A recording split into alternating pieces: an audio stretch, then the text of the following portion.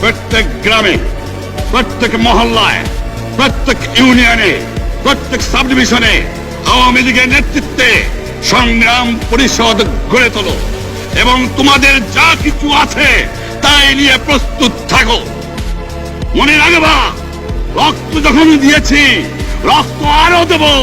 এদেশের মানুষকে মুক্ত করে ছাড়বো ইনশাআল্লাহ। এবারে সংগ্রাম আমাদের মুক্তির সংগ্রাম, এবারে সংগ্রাম স্বাধীনতার সংগ্রাম। এই রেসকোর্স ময়দানে আমি বলেছিলাম আমার রক্ত দিয়ে আমি রক্তের ঋণ শোধ করবো, মনে আছে? আমি রক্ত তোমার জন্য প্রস্তুত। আমাদের মিটিং এইখানেই শেষ। আসসালামু আলাইকুম। জয় বাংলা।